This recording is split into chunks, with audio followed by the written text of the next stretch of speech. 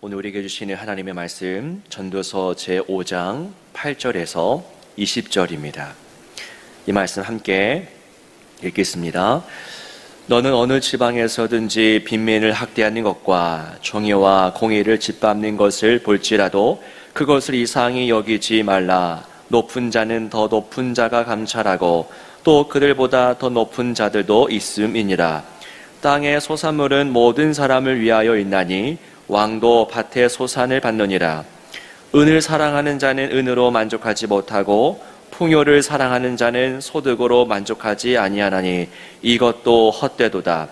재산이 많아지면 먹는 자들도 많아지나니 그 소유주들은 눈으로 보는 것 외에 무엇이 유익하랴. 노동자는 먹는 것이 많든지 적든지 잠을 달게 자거니와 부자는 그 부유함 때문에 자지 못하느니라.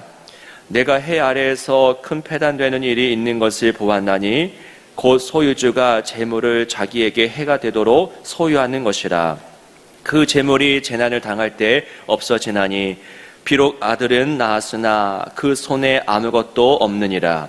그가 모태에서 벌거벗고 나왔은즉 그가 나온 대로 돌아가고 수고하여 얻은 것을 아무것도 자기 손에 가지고 가지 못하리니 이것도 큰 불행이라. 어떻게 왔든지 그대로 가리니 바람을 잡는 수고가 그에게 무엇이 유익하랴.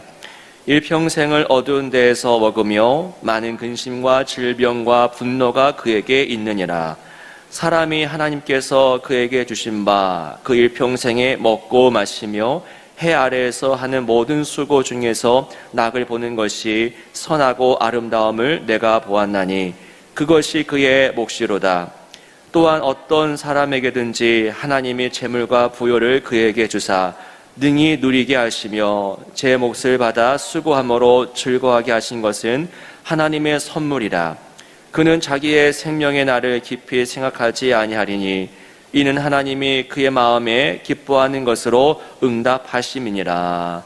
아멘. 아멘. 몇 가지 먼저 말씀을 드립니다.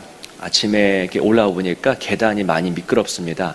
그러니까 내려가실 때 얼었거든요. 조심히 내려가시고 계단뿐만 아니라 내리막길도 많이 미끄럽습니다. 조심하시기를 원하고요. 또한 오늘 저녁 예배 수요일인데요. 오늘은 특별히 VMCF 회원들과 함께 하나님 앞에 성탄 그리고 성년 예배를 드립니다. 그래서 저녁 7시 30분이 아니라 6시 30분에 드립니다. 또 많은 또 참여와 또 관심을 부탁드리겠습니다. 살아가기 위해서는 우리 모두가 물질이 필요합니다. 우리 자체가 일단 영적인 존재이면서 동시에 물질적인 존재죠. 또 기가 자라고 또 몸도 자라고 또 먹을 것이 필요합니다. 물질적인 것들이 주어질 때 우리는 비로소 살아갈 수가 있습니다. 그래서 우리는 물질을 떠나서 살 수가 없죠. 자, 물질만으로 살 수 없지만 그렇다고 물질 없이 살아갈 수 있는 존재 역시 아닙니다. 여러분, 신앙은 이 물질, 저 쉽게 말하면은 재물입니다. 돈입니다. 이 물질을 대하는 자세와 태도에서도 나타납니다. 그러니까 신앙은 우리 삶의 모든 영역을 아우릅니다. 그러니까 교회에서의 활동, 어떤 교회에서 봉사활동에서만 나타나는 것이 아니라 우리가 살아가는 모든 삶의 영역에서 그 모든 것들을 해석하고 그리고 모든 영역에 대해서 길을 제시합니다. 그러니까 신앙이 고려하지 않은 그 영역은 없다라는 겁니다. 그러니까 물질의 영역에서도, 즉 돈의 영역에서도 이 신앙은 거룩한 목소리를 낸다는 것이죠. 여러분, 인간과 물질의 관계에 대해서 하나님은 이렇게 말씀을 하십니다. 오늘 말씀 10절입니다. 같이 한번 읽어보겠습니다. 시작. 은을 사랑하는 자는 은으로 만족하지 못하고 풍요를 사랑하는 자는 소득으로 만족하지 아니하나니 이것도 헛되도다. 은과 풍요에 대해서 말하죠. 그러니까 물질에 대한 상징적인 표현입니다. 돈에 대한 표현이에요. 사람들이 은과 풍요를 사랑하죠. 더 갖고자 한다는 겁니다. 그런데 사랑하는 이 대상이 자기 자신을 만족시키지 못한다. 은을 사랑하고 또 풍요를 사랑해 보지만 그것들이 결코 만족을 주지 못한다라고 하는 우리가 상식적으로 알고 있는 이 사실을 다시 한번 명징하게 말합니다. 그 이유가 무엇입니까? 자, 11절 보시면 재산이 많아지면 관리하는 자들도 늘어난다 라는 것이고요. 12절에는 부요함 때문에 잠을 이루지 못한다. 그러니까 우리가 사실 꿈꾸는 바죠. 돈이 너무나 많아서 이것을 세느라고 잠을 이루지 못하는 것, 우리가 볼 때는 참 부러워한 대상이지만 성경은 그게 아니다라고 말을 합니다. 13절에는 이 부요함이 오히려 해가 된다라고 말하고요. 가장 중요한 이유가 아마도 15절일 텐데 15절에 있는 말씀을 같이 한번 읽어보겠습니다. 시작. 그가 모태에서 벌거벗고 나왔은즉 그가 나온 대로 돌아가고 수고하여 얻은 것을 아무것도 자기 손에 가지고 가지 못하리니. 네, 내가 갖고 있는 이 수중에 있는 어떤 물질을 내가 가지고 돌아가지 못한다. 알몸으로 태어났고 알몸으로 돌아간다라고 하는 그 욥기의 고백과도 일명상통한 고백이기도 합니다. 자, 16절 그런데요. 16절 제가 한번 읽어드리겠습니다. 이것도 큰 불행이라 어떻게 왔든지 그대로 가리니 바람을 잡는 수고가 그에게 무엇이 유익하랴. 15절 16절은 한 가지를 말하고 있죠. 부요함, 분명 우리에게 도움이 됩니다만 그것이 영원하지는 않다. 기억하십시오. 영원하지 않음에 대해서 이 전도서 기자가 말합니다. 전도서 기자가 은과 금에 대해서 선언을 내리고 있죠. 영원하지 않다라고 하는 선언입니다. 이 선언은 은과 금에 대한 일종의 사형 선고입니다. 영원하지 않다라고 하는 것이죠.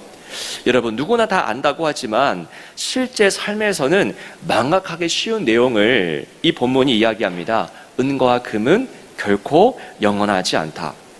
성경은 은과 금이 가는 힘을 결코 과소평가하지 않습니다. 특히 예수님께서 은과 금의 힘을 경계하는 모습을 자주 보이셨죠. 돈에 대한 말씀이 여러분 성경에 정말 많습니다. 놀랍도록 많은데요. 예수님은 은과 금이 갖는 그 힘과 대결하기도 하십니다. 왜 그럴까요? 그만큼 은과 금이 사람들에게 큰 영향을 끼치고 있기 때문입니다. 그것이 별 힘이 없다면은 예수님이 그에 대해서 크게 여러 번 언급을 안 했을 겁니다. 은과 금은 이 세상의 현실 이 세계에서 임금 역할을 합니다. 보십시오. 모두가 그 앞에서 쩔쩔맵니다. 머리를 조아립니다. 또 작아지기도 합니다. 은과 금 때문에 주변의 사람들이 보이지 않기도 합니다. 은과 금 때문에 심지어는 하나님까지도 안 보입니다. 이만큼 힘이 세다는 것이지요. 이 세상에서 이 돈과 이 은과 금은 신 노릇을 하고 또 신의 자리에 앉으려고 합니다. 그래서겠죠. 그래서 예수님은 이 은과 금을 상대로 대결하기로 하셨던 겁니다. 나아가 은과 금에 대한 이 사람들의 무비판적인 신앙과도 예수님이 대결하셨던 것이죠. 마태복음 19장 보시면 우리가 잘 아는 사건, 부자 청년이 나옵니다. 이 부자 청년, 세속적인 청년이 아니에요. 영원한 삶을 꿈꾸면서 예수님에게 다가와서 어떻게 하면 영생을 얻겠습니까? 물었던 자입니다. 자, 부자 청년, 그에게 예수님이 진단 내려주시죠.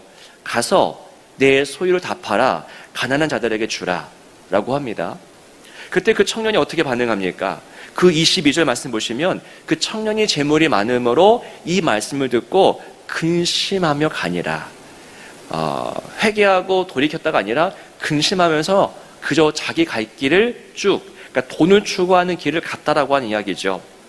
이 사건이 어떤 의미를 갖습니까?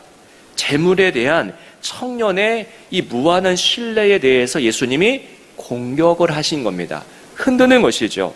그러니까 재물과 이 청년 사이의 이 연결고리를 예수님이 끊어 놓으려고 하셨던 겁니다. 근데 그게 잘 끊어지지가 않죠. 왜냐하면 청년이 이 고리를 너무나 단단하게 붙잡고 놓지 않기 때문입니다. 디모데전서 6장 10절에 돈을 사랑함이 일만하게 뿌리가 된다 합니다. 왜 일만하게 뿌릴까요? 이 돈 때문에 하나님도 사람도 안 보이기 때문입니다. 왜 하나님을 저버립니까? 왜 20철이 되면은 수능철이 되면은 아이들이 교회를 나오지 않아도 뭐라고 하지 않습니까? 수능 결과가 곧 나중에 돈과도 연결되기 때문입니다. 이게 우리의 현실이죠. 사람들은 재물을 축적하려고 합니다. 왜요? 삶을 보장하기 위해서 또는 노후를 준비하기 위해서라고 합니다. 그렇습니다, 여러분. 재물은 우리의 노후와 자녀들의 삶을 보다 윤택하게 해줍니다. 딱 봐도 돈이 많은 경우에 더 윤택한 삶을 삽니다. 그걸 부정할 수 없겠죠. 그런데 성령의 증언은 무엇입니까? 그것으로 우리가 만족할 수 있느냐? 없다라는 겁니다. 왜요? 그것이 영원하지 않기 때문입니다.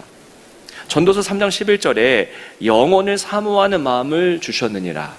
영혼을 사모하는 마음을 저와 여러분 모두에게, 아니 저 나아가 세상 사람들에게도 영혼을 사모하는 마음을 주셨다고 합니다. 여러분, 우리는 영원한 존재입니다. 영원한 존재예요. 그런데 이 물질, 돈은 결코 영원한 존재가 아니죠. 여러분 잘 생각해 보십시오. 영원한 존재가, 영원히 존재할 우리가 어떻게 영원하지 않을 것 때문에 만족을 할 수 있겠습니까? 진짜 쿠키를 먹어본 아이들이 어떻게 흙으로 만든 가짜 쿠키에 만족이 되겠습니까? 안 되는 것이죠. 세상에는 노후를 준비하는 사람이 있습니다. 돈으로 노후를 준비하는 사람이 있겠죠. 그런데 한편에는 영혼을 준비하는 사람이 있습니다. 노후를 준비하는 사람이 있고 영혼을 준비하는 사람이 있습니다. 여러분, 우리는 노후를 넘어서 영혼을 준비하는 자들입니다. 무엇이 우리 영혼에 영원한 만족이 되는지를 알고 그것을 추구하는 자들이죠. 오늘 말씀 18절 이후에 하나님이 주신 것으로 인하여 즐거워하는 삶에 대해서 말합니다. 그러니까 하나님이 주신 것 때문이 아니라 하나님이 무언가를 주셨어요. 그 어떤 물질, 그것 참 감사한데 이 18절 이후의 자족에 대한 말씀은요, 하나님이 주신 것 때문이 아니라 그것을 주신 분이 하나님이기 때문에 즐거워하는 삶을 살라고 하는 겁니다. 하나님이 이만큼의 떡을 주면 그 하나님 때문에 기뻐하고, 하나님 물 한 잔을 주시면 물 때문이 아니라 물을 주신 분이 하나님이기 때문에 기뻐하는 것이 기독교 영성에 말하는 자족입니다. 자족한다고 하는 것은 나에게 주어진 그 무엇 때문이 아니라 그것을 주신 하나님으로 인하여서 만족한다는 것이죠. 그러니까 만족의 이유가 물질이 아니라 하나님이라는 겁니다. 그게 자족의 영성입니다. 내 수중에 10,000원이 있어도 좋고 10,000,000원이 있어도 좋은 것은 그것을 주신 분이 바로 하나님이시기 때문이고요. 심지어는 내 수중에 아무것도 없고 나아가 마이너스라 할지라도 좋은 이유는 하나님이 나와 함께하기 때문입니다. 그 어떤 물질 때문이 아니라 물질을 주신 분 또는 물질을 주시지 않은 분이 하나님이시고 그 하나님이 나와 함께 하시기 때문에 그 하나님 때문에 만족하는 것이 그게 자족입니다. 진정한 신앙이죠. 모든 것 없어도 주님 한 분 계시니 그것이 나의 기쁨이 되는 삶이 진정한 신앙입니다. 사랑하는 여러분, 지금 그 하나님이 어디 계십니까? 여러분 함께 계십니다. 여러분 옆에, 여러분 삶 속에 거하십니다. 하나님께서 뭐라고 하실까요? 나를 좀 바라봐라 할 겁니다. 너의 어떤 있음과 없음이 아니라 나를 바라봐라. 나는 너에게 있음을 줄 수도 있고 인생을 열어갈 수도 있다 말씀하시는 분이에요. 그런 나를 바라보라고 합니다. 사도행전 3장 보시면 여러분 베드로가 나오는데, 베드로가 나면서부터 못 걷게 된 사람을 만나지 않습니까? 그에게 이렇게 말합니다. 3장 6절인데요. 은과 금 내게 없거니와 내게 있는 이것을 내게 주노니 나사렛 예수 그리스도 이름으로 일어나 걸으라 하고. 자, 은과 금은 내게 없거니와 무슨 말입니까? 은과 금을 보지 말라는 겁니다. 그 사람에게 은과 금을 보지 말고 누구를 보라고요? 나사렛 예수 그리스도 이름으로 일어나 걸으라. 은과 금 보지 말고 예수를 보라라고 하는 이야기입니다. 사랑하는 여러분, 지금 우리와 함께 하시는 그 하나님, 그 하나님이 여러분과 함께 지금 거하십니다. 여러분의 어떤 있음과 없음 때문에 마음이 흔들리지 마시고 그 모든 것을 주관하시는 그 하나님, 물질은 영원하지 않으나 하나님은 영원하십니다. 그분만이 우리의 참된 만족이 되십니다. 그 하나님 앞에 나아가 하나님을 보는 삶, 그런 인생 되시기를 주님의 이름으로 축원합니다. 기도하겠습니다.